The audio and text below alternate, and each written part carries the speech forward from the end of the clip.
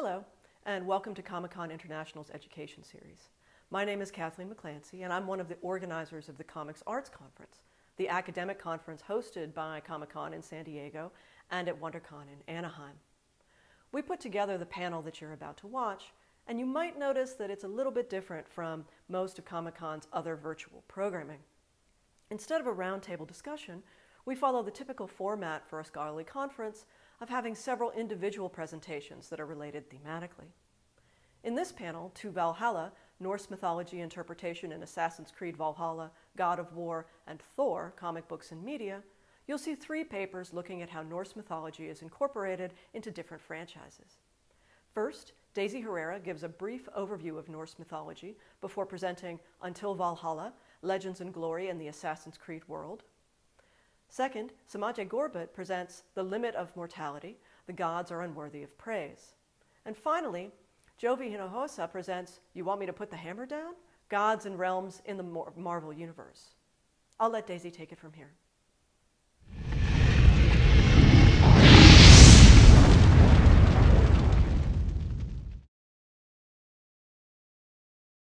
Hello, everyone, and welcome to our To Valhalla, Norse Mythology Interpretation in Assassin's Creed Valhalla, God of War, and Thor Comic Books and Media.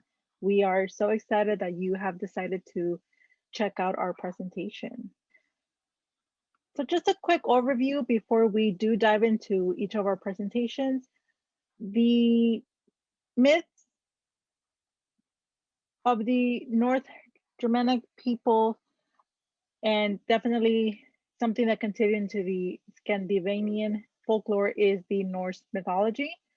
It basically speaks of 9 worlds that are connected by the Yggdrasil tree, and those 9 worlds are Asgard, Vanaheim, Jotunheim, Niflheim, Muspelheim, Alfheim, Svartalfheim, Nidavellir, and Midgard. And you may be familiar with the All-Father, also known as King Odin. He's the one that is primarily known in Norse mythology. But there are also other gods that you may have heard of. Gods such as Thor, Loki, Frigg, Balder, Hod, Heimdall, Tyr, and Freya. And of course, we do have minor gods and also others that play important roles in the mythology, including the Valkyries, who are, if you wish to see them as messengers, they are the ones that collect the souls and determine if the souls are worthy of heading to Valhalla or to Freya's meadow known as Folkvard. And of course, one of the events widely known within Norse mythology is the events of Ragnarok, which is the end of the current world and the end of certain gods, including Odin, that is killed by Loki's son, Fenrir, and Loki is in turn killed by Odin's son, Vidar. Of course, you also have the legend of Thor and the Midgard serpent killing each other. Um, and even though it is the end of that current world, some minor gods do survive, but most do die. So it's the end of that current world as we know it. Humans do survive, and those humans are basically sent to Earth to populate it. So for our panel, we're going to look at how Norse mythology is interpreted in each of our video games, as well as their respective comic books. I am going to focus on Assassin's Creed Valhalla, and the title of my presentation is Until Valhalla, Legends and Glory in the Assassin's Creed World. Semaj Garbutt is going to look at God of War, and his presentation is titled The Limit of Mortality, The Gods Are Unworthy of Praise. And we're going to wrap our presentation up with Jovi Hinojosa, who will focus on Marvel's Thor, and his presentation is titled You Want Me to Put the Hammer Down? Gods and Realms in the Marvel Universe. So let's dive into it. As I mentioned, my name is Daisy, and I am actually an incoming history PhD student for the University of California Riverside. and I am going to be focusing on the Assassin's Creed Valhalla video game and respective comic books. So just a quick background on Assassin's Creed Valhalla. It was released last year on November 10th. And it's interesting that you are able to select at the beginning of the game whether you want to play as a female or a male Eivor, or if you would rather let the game decide for you, depending on which gender was predominant in that specific um, section or point of the game.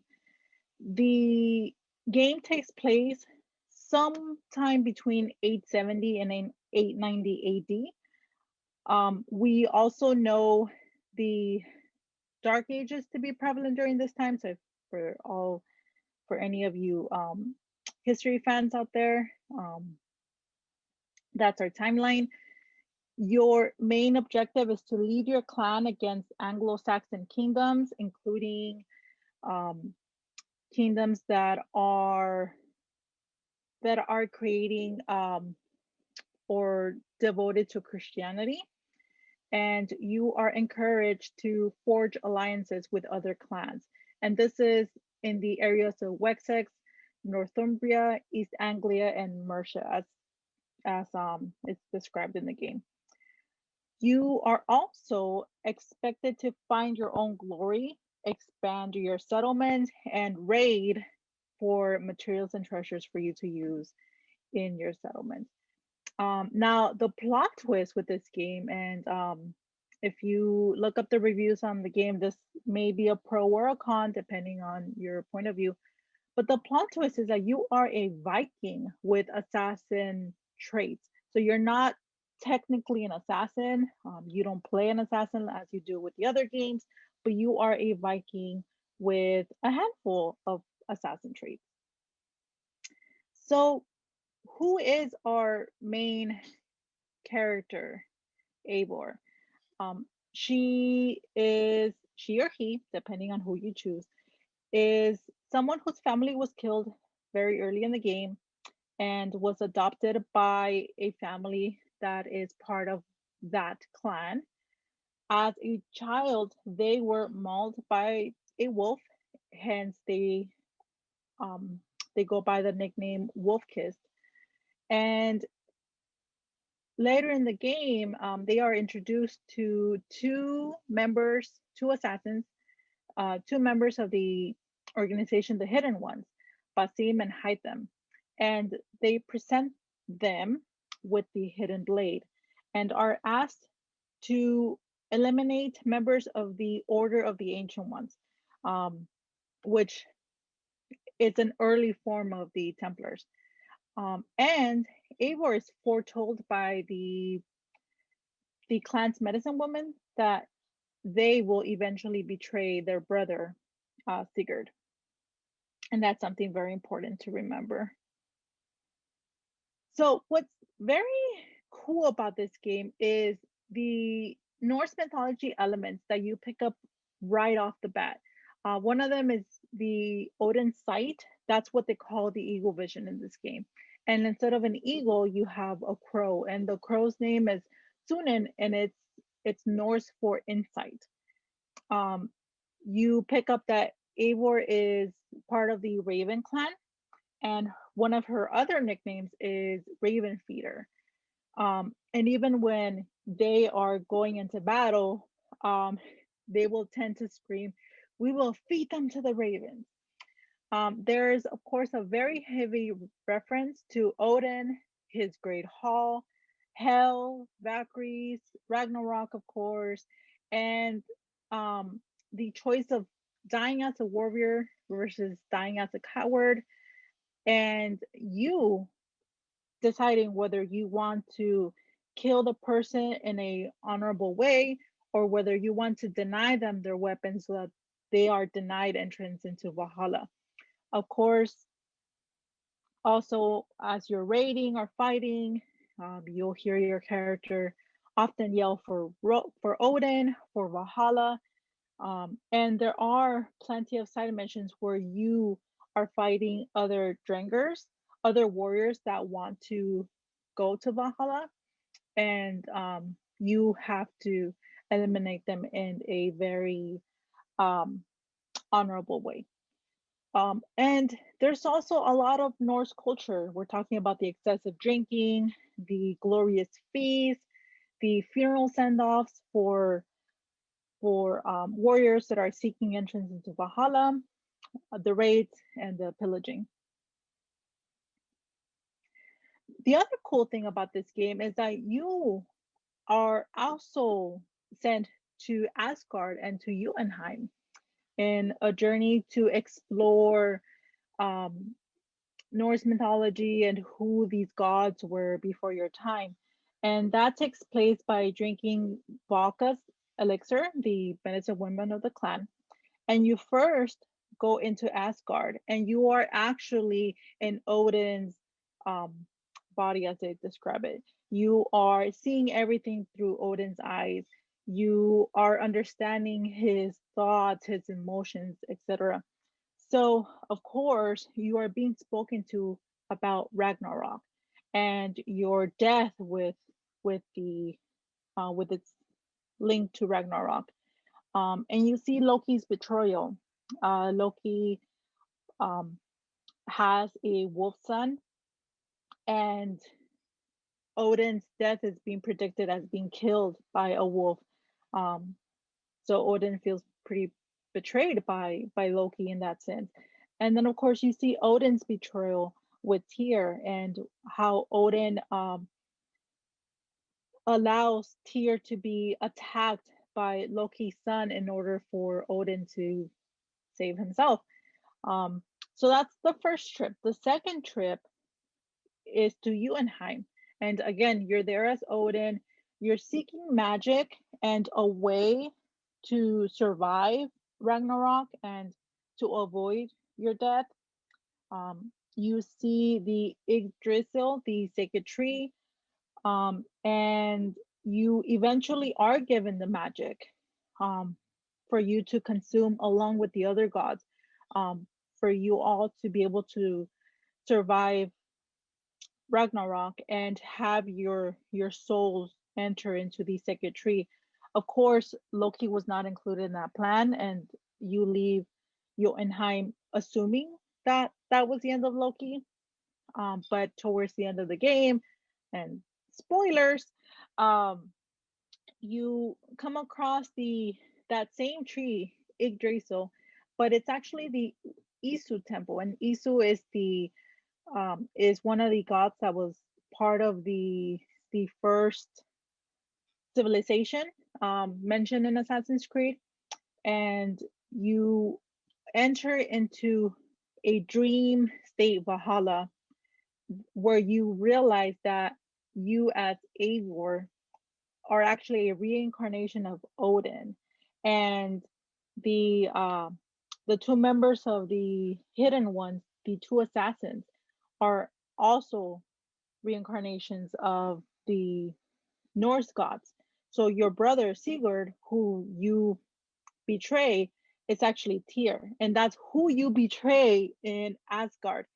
And um, Basim is actually Loki.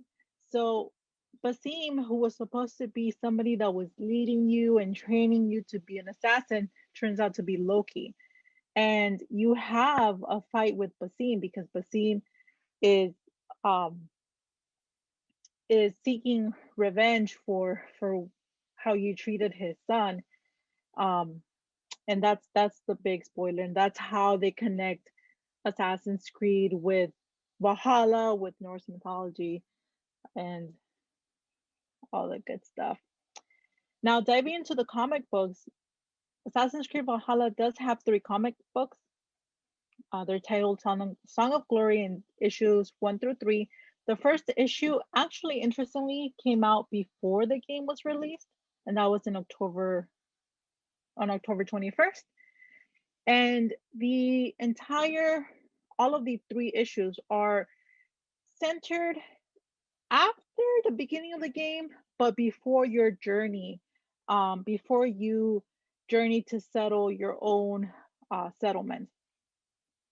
So what I'm trying to say is the comic books are centered after your family is killed, but before you leave Norway and journey into England.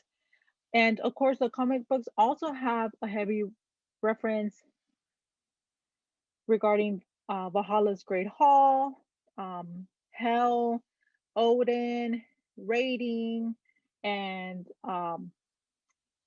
the choice of dying as a coward or as a warrior, and the role of the Valkyries. Now, what's interesting is that the in the last issue, at the very end of that issue, that's where we can really connect Basim's role with Eivor and why he purposely sought them out. And that's because an assassin tells Basim that they found the person with the mark on the side of their neck, the mark that was left by the wolf. And that's when Basim realizes that this person is somebody that they need to seek out because they will change everything.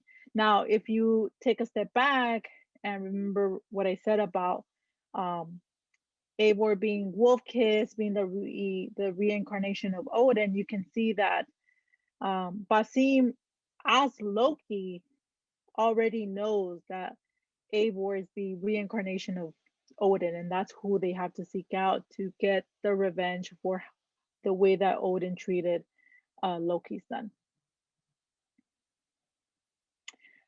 So, in conclusion, even though this is not your typical Assassin's Creed game where you play as an assassin, I think it was pretty cool that you played as a Viking and you were able to step into that Norse mythology world. And I found an article by Charlie Stewart, article written on November 21st of last year, where he even writes that Valhalla, instead of really um, aiming to explain Norse mythology, they aim to explain Isu, that first civilization that we hear bits and pieces about throughout all of the Assassin's Creed games.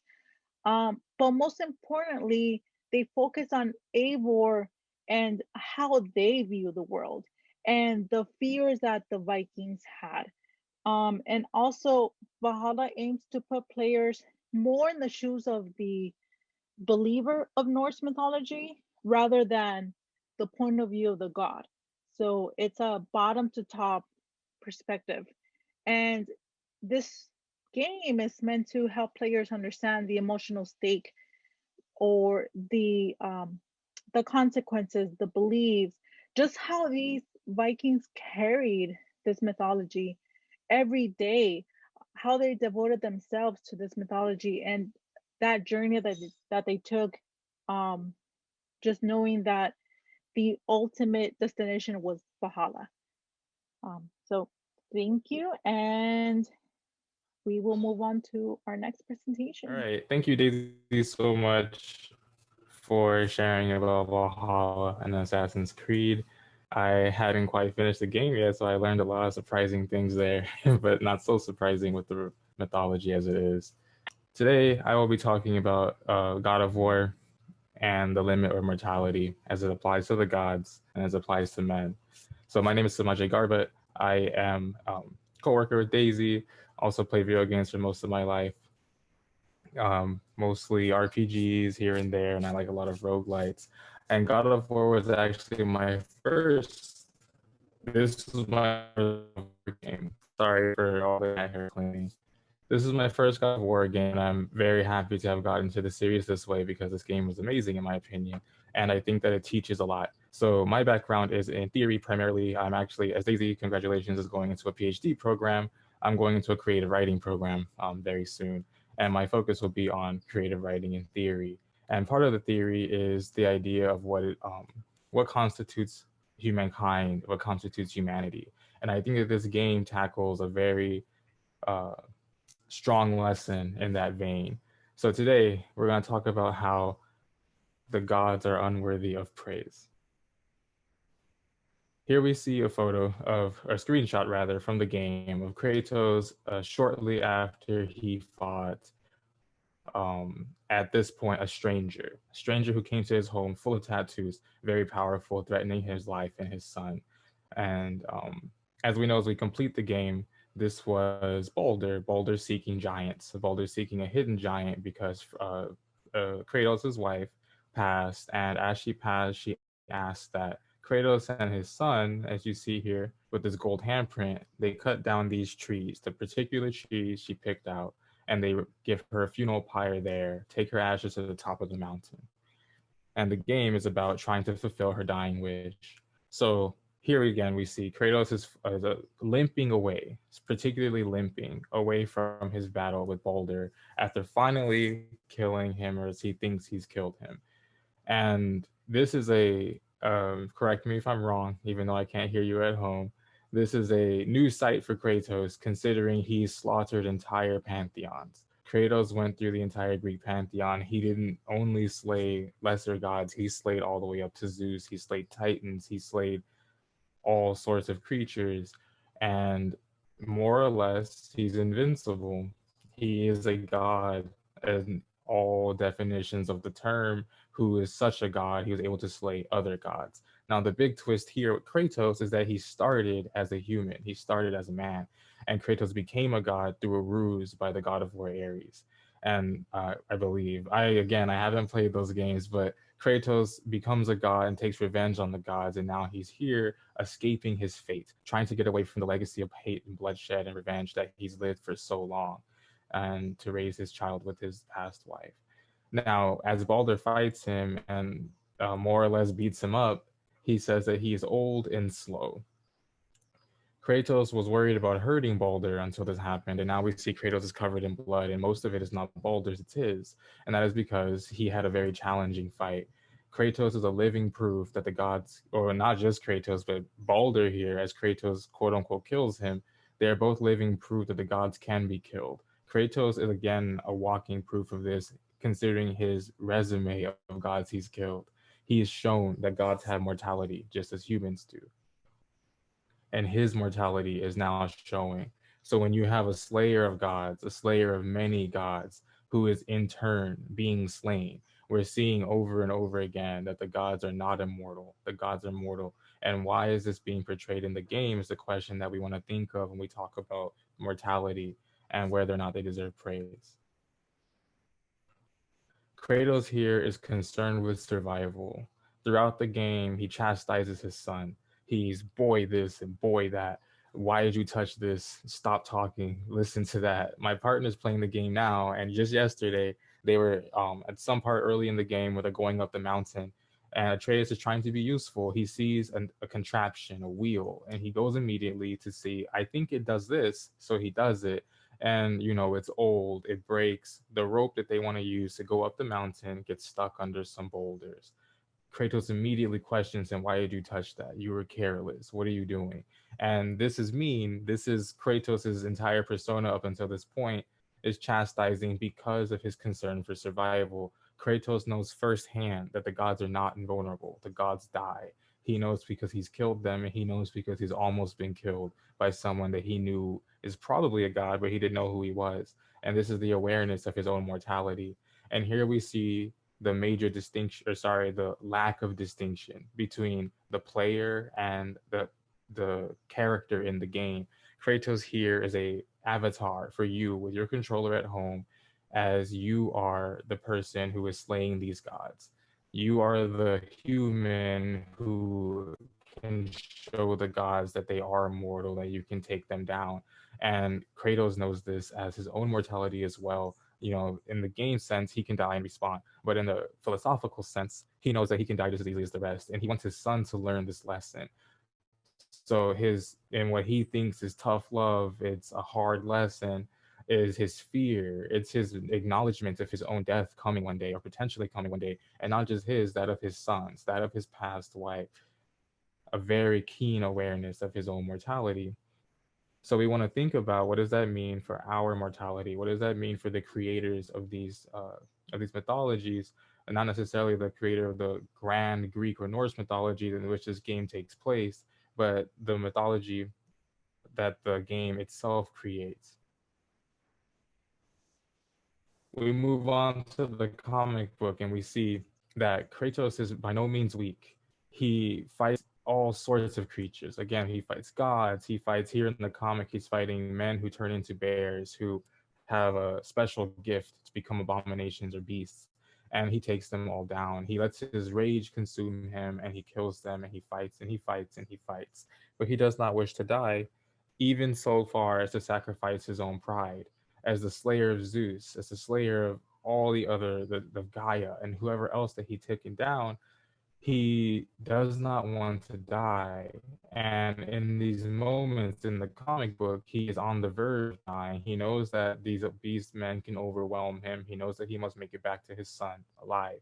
So he sacrifices his own pride and takes the lesson that in the comic, the witch, I believe, in the woods had given him, and she told him that this was going to happen, that he'd have to choose between his pride and his life.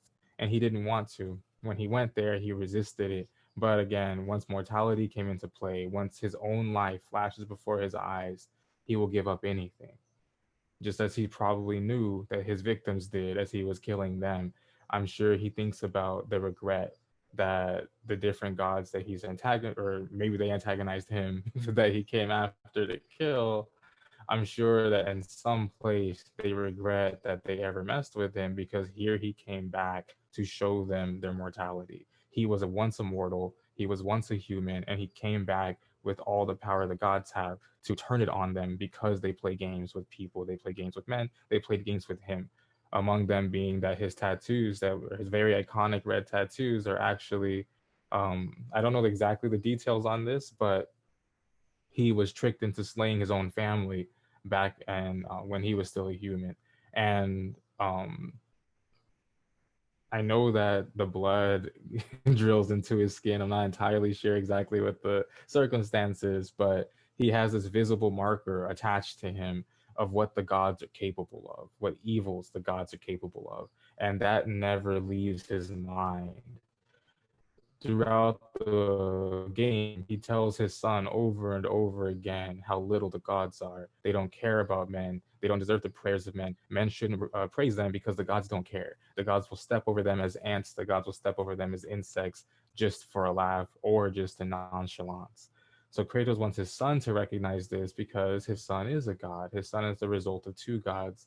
And Kratos wants him not to be like the others and not to be like himself. He wants him to recognize his own mortality. He wants him not to use his power, his rage, his violent potential to go and make enemies for himself, to go and seek danger the way Kratos cannot stop doing. In this comic book, in the beginning, it opens where Kratos challenges himself. He goes out into the woods every day, it seems, to essentially get angry and see if he can resist killing things. And he can never resist. And he's trying to because he wants to change his life and be a better example for his son. So his son doesn't grow into this person either, and also doesn't have to suffer the way he has suffered.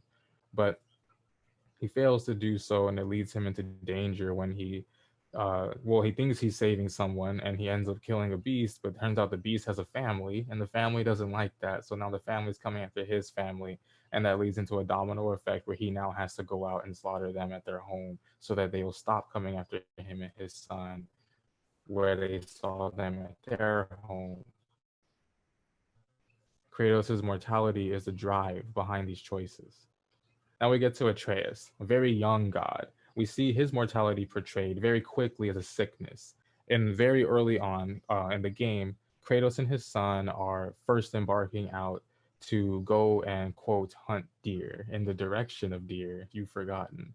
And at some point, they come across a fire troll. Atreus says that fire trolls don't normally come here, and it's burning mom's garden, so they slay it. It's an obstacle, it's a danger in their path, it's a chance to die. So Kratos says, we must kill it before it kills us, and they do so. And in that moment, Atreus has his, arguably not his first near-death experience, considering there's an entire comic book that came around or before the game. But in this moment, he has a near-death experience. He fought something far more powerful than him. If his father wasn't there, he wouldn't have survived. And he recognizes this. So after the troll dies, Atreus goes absolutely energetic with his knife, stabbing, slashing, until Kratos has to physically pull him off and tell him to calm down. And then he calms down, they go home, they're in the home, and Kratos goes to talk to him. And the first thing Atreus says is that I'm not sick anymore. I'm okay. I can do this. I can take mom's ashes to the mountain. I loved her too.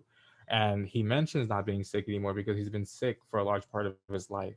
And it's part of why Kratos has this absolutely rock hard, quote, love for his son. Kratos sees him as someone vulnerable and weak. He knows that the gods are targets, at least of other gods. That at the top, when you reach the height of power, the other beings of power, for example, Odin, they want to solidify their chances to stay at the very top. So they try to control, manipulate, or kill their competition. And Kratos doesn't see Atreus as surviving that competition. So he wants him to, you know, well, I want to believe that he wants him to improve, given that he never spent any time with him until his mom died. But he does it over the course of the game, and we see that growth and that change as Kratos critiques him on his form, but not only critiques him, Kratos gives him compliments over time. He starts to tell him, it starts to stop being do better and aim, shoot faster, and it starts to become good shot, and it starts to become good job. And we see that change happen as Kratos gains more confidence that his son can or not overcome, but that his son can at least fight for his mortality, fight for his right to live when Kratos is long gone.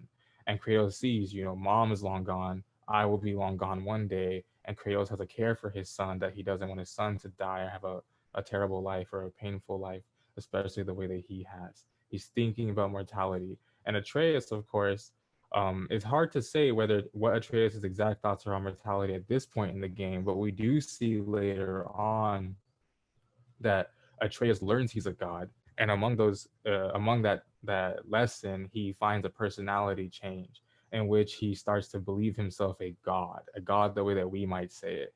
He becomes arrogant. He talks back. He's no longer afraid of Kratos. He doesn't care that he's sick. He knows that he's killed all these things. He's killed fire trolls. He's killed ogres. He's fought a dragon and saved all kinds of things. In his mind, he's not killable. He's never died. He's killed everything he came across, including a dragon, I believe. I'm pretty sure the dragon is slain before that point. And those are absolutely phenomenal beasts in this world. Kratos has a horribly hard time killing that creature. And so, of course, Atreus has every right to believe that he's immortal. He has every right to believe that he won't die. And Kratos doesn't like seeing that. Kratos sees that as a long-term weakness, as a long-term vulnerability. And particularly we see this when Atreus, and I apologize for not having more pictures. Now that I'm talking, I can see where they would fit in better. But we see, oh, I actually do have a picture. We see that Atreus full-heartedly goes after the son of Thor. I forget this one's name, but this is the son of Thor, I believe. And they fought him. They fought him and the other son. They killed the other son, but this one got away. And later into the game, he tries to come back. He wants to win his honor back, this being the son of Thor. He was always in the shadow of his now slain brother, but he thinks he can get his honor back if he kills Kratos and Atreus on their way up to wherever their next goal is. But he doesn't. He loses again, and this time Atreus has no mercy. Atreus has no fear. Atreus stabs him, kicks him over into the abyss. And we see that as arrogance, wrath, and violence. We see those as the human emotions, very human emotions that Atreus is not only living but permeating. That he's permeating so much, he treats his father differently. And we see that when Atreus shoots his own father when we get to Balder again. Now, Atreus, when he first encountered Balder, he didn't believe himself immortal. He didn't know he was a god.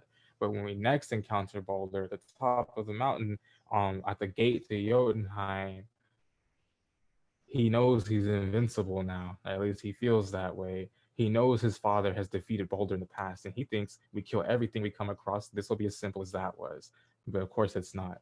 And in that moment, Kratos has so much naked fear. Kratos can tell his son's going to get hurt, because his son ran up to Balder and tried to stab him, and Balder grabs him by the neck and pulls him up into the air and is threatening Kratos that I'll just kill your son. Kratos is seeing all of his fears, everything that he didn't want to happen, unfolding right before his eyes.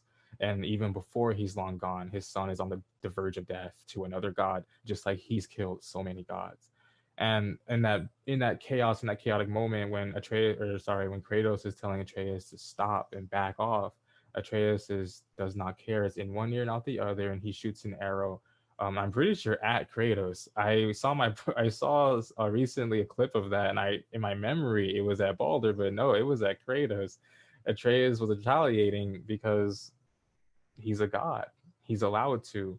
And that's his pride, his wrath, his arrogance, his human emotions, his human connection, alongside his mortality. And that's when we see another reflection of ourselves in these gods, in these creatures. Here's the scene where he's being raised up by Balder. Balder takes the knife back and stabs him in the arm. And that is surely a lesson to Atreus that he's not as immortal as he thinks. His mortality is imminent. And not only that, if he wasn't here, Kratos probably would have had a much easier time fighting Balder. If Atreus wasn't rushing him and trying to stab him and frankly not being much help because he's not strong enough to face Balder, he's making survival harder, not only for himself, but for his father. In this moment, had Balder, fought differently, had the dragon come back around that Balder was flying, it might have been a completely different story for them. They might have died, never been able to fulfill their mother's wish. But in the moment, what took over?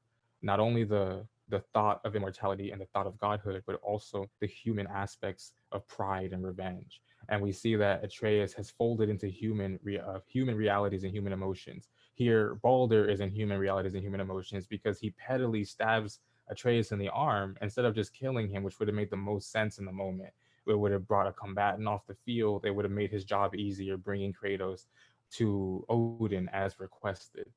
But he's upset. He doesn't like, or not necessarily upset. I think he's kind of messing with them. He's being very human and choosing his own entertainment and choosing himself rather than choosing his goal or choosing survival.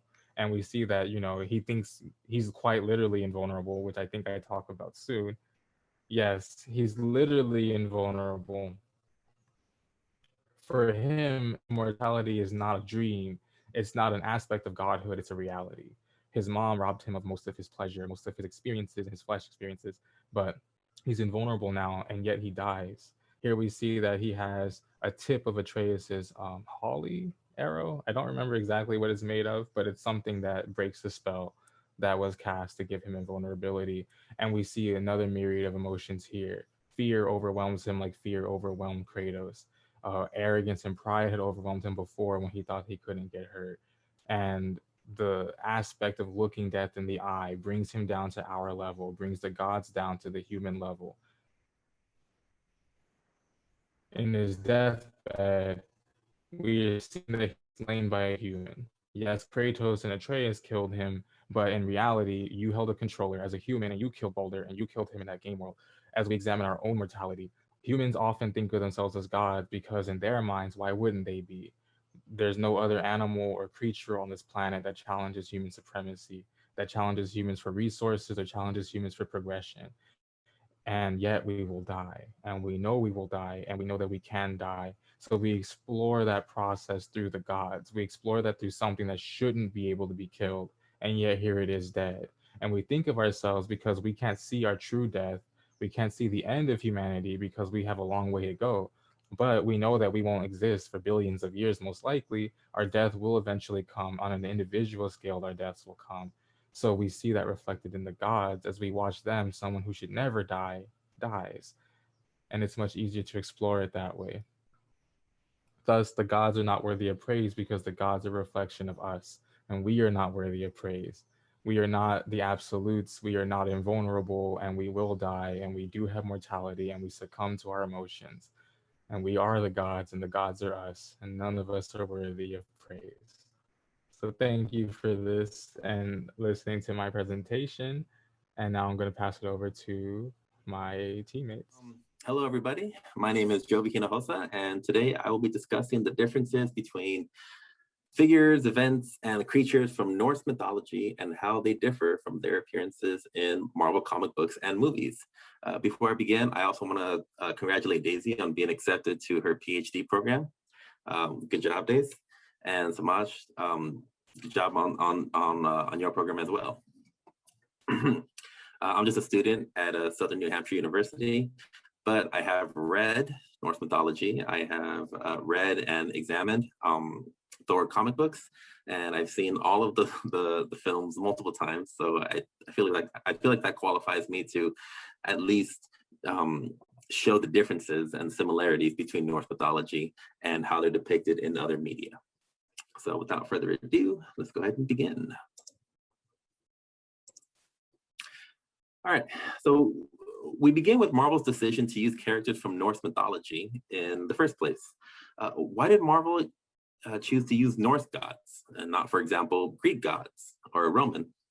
Well, one could argue that DC Comics already had dibs on Greek gods with their depiction of Wonder Woman, but the truth is twofold.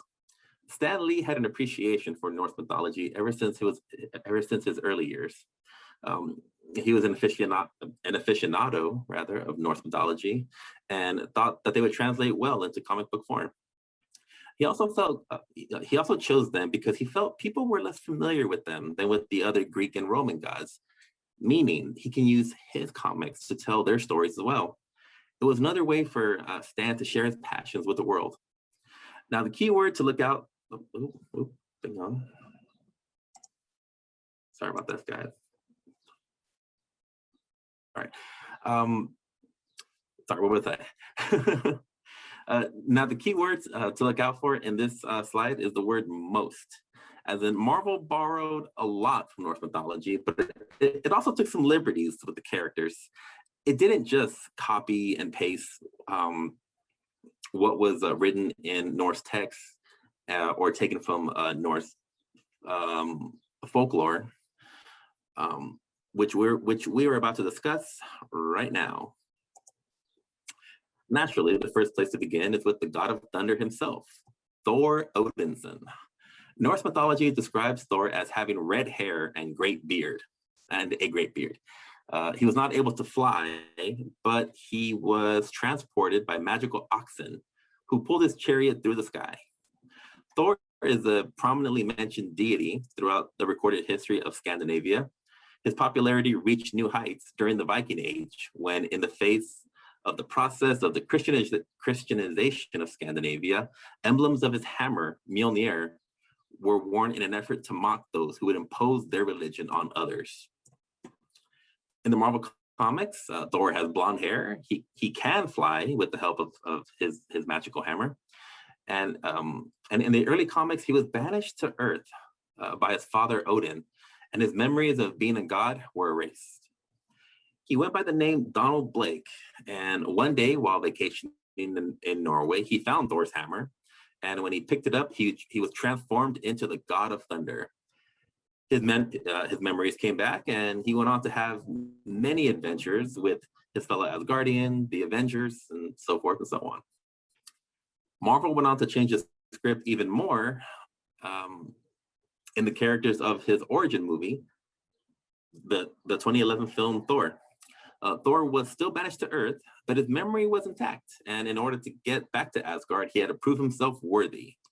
So right out of the gate, you can see where Marvel stopped drawing similarities and began putting their own unique spin on the characters of legend. And it continues with the god of mischief, Loki himself. Loki is described in Norse mythology as the god of mischief, or the trickster god, depending on which text you find yourself reading. Unlike in the comics, he is not the son of Odin, but rather he is a close personal friend of Thor, blood brothers, if you will. He has many children, including Hel, the wolf giant Fenrir, and the world serpent. Yes, that world serpent. His relationship with other gods flips back and forth. Sometimes he fights against the gods, or sometimes he accompanies Thor on his quest for righteousness. But only some of that is reflected in the Loki we know from the Marvel comics. Yes, Loki is still the villain and troublesome, However, his origins were changed as now Loki was adopted as a child by Odin, something Marvel produced on their own. Growing up with Thor, he played tricks and pranks on his brother, eventually becoming one of the Avengers' greatest foes. This was reflected in the 2012 film Avengers, where Loki is attempting to conquer Earth with the help of the Chitauri army and a staff that wields great power. Some similarities are there, right? Loki is a villain or an anti-hero in all depictions. Loki does not have any children in the film that we know of, but he does have the same 3 children in the comic books. Moving right along. All right. Now, you can't talk about Norse mythology without bringing up Odin, the All-Father himself. There you go. Odin is described in many texts as being a wanderer of the cosmos, as a violent, conquering leader of the Aesir gods. In Norse mythology, he is father to Thor, Balder, Holdr, and Vidar. Only Thor and Balder are mentioned in the Marvel comics, however. According to folklore, Odin sacrificed his eye so that he would gain immense knowledge of the universe. In the Marvel comics, Odin lost his eye while doing battle with the frost giants of Jotunheim, the same land where he found and adopted Loki. The Marvel version of Odin portrays him as an elderly man full of wisdom and benevolent.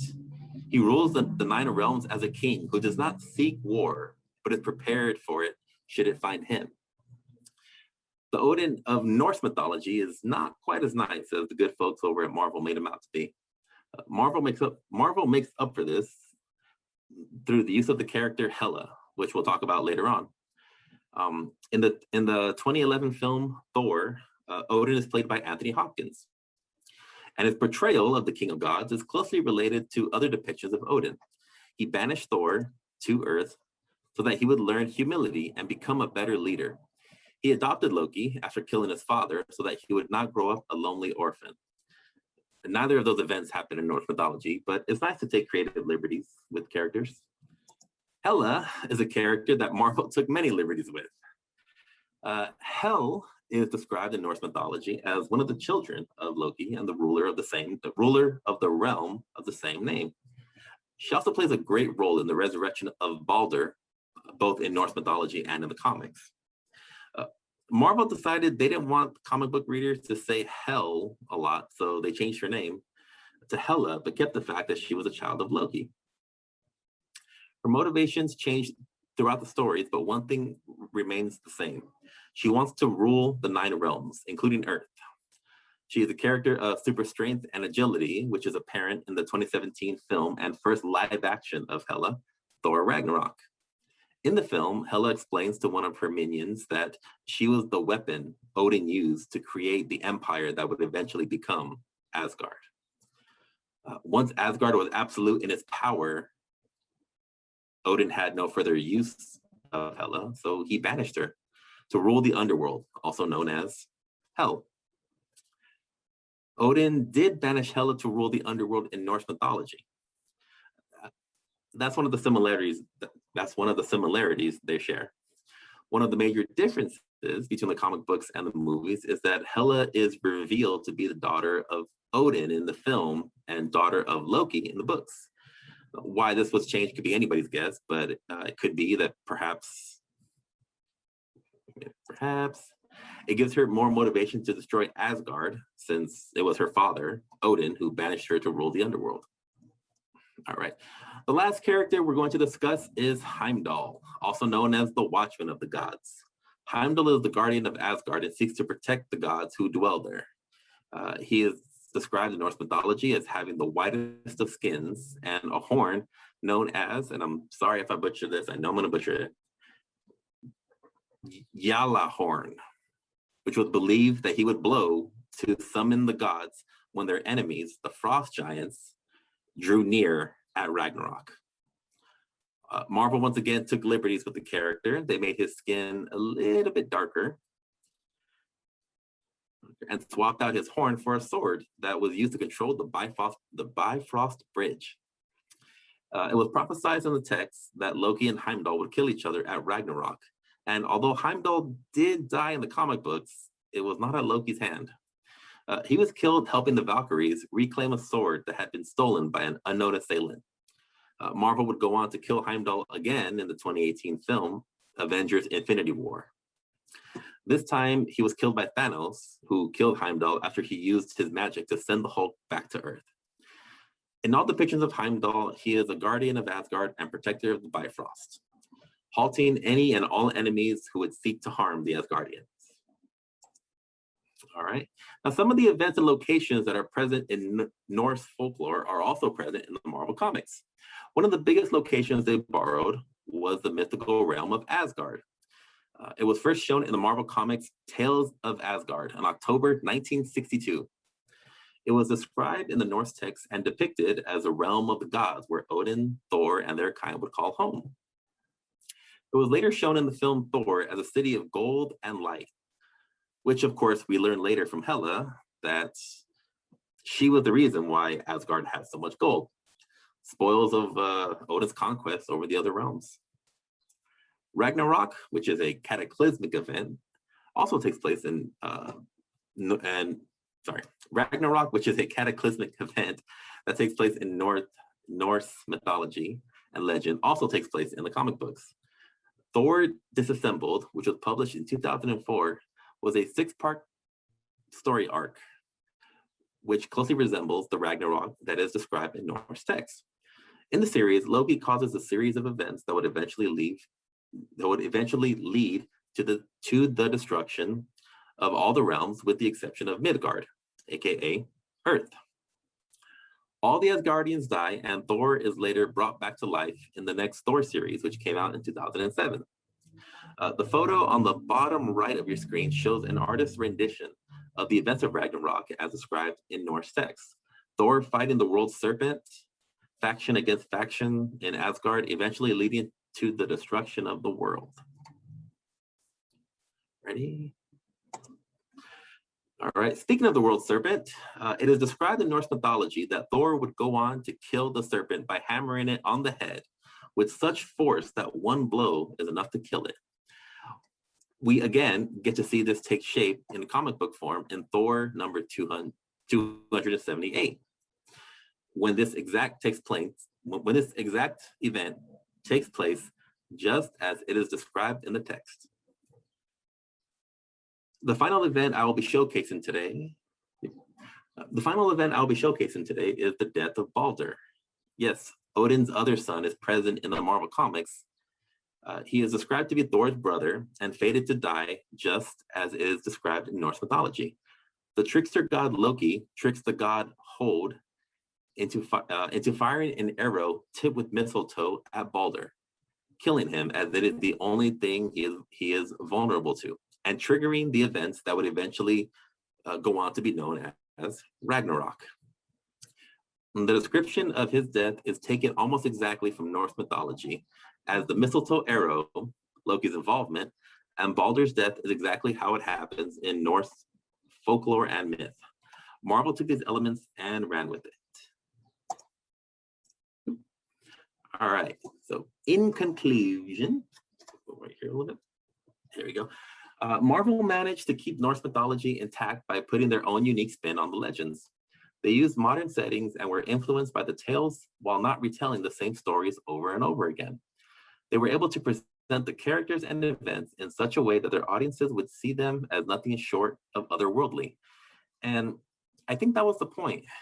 You know, the writers, the artists, the illustrators over at Marvel, they didn't just want to take literature or text from Norse folklore and legends and just have them play out exactly like how they're described. They wanted to put a unique spin on it, a modern spin on it. It would give the creators over at Marvel a chance to tell those stories to people who had never heard them before. And I think there's something beautiful in that. All right, so that's my time. Thank you everybody for watching this movie, and I hope you learned something and you took something away from it. Thank you. Thank you, Joey, for that great insight into Marvel comics and the Thor movie. That was very, very interesting. All Thank you right, very much, Dave. everyone. Well, that is our panel.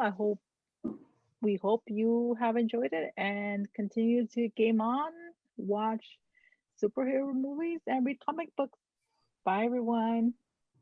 Thank Bye. you. Bye.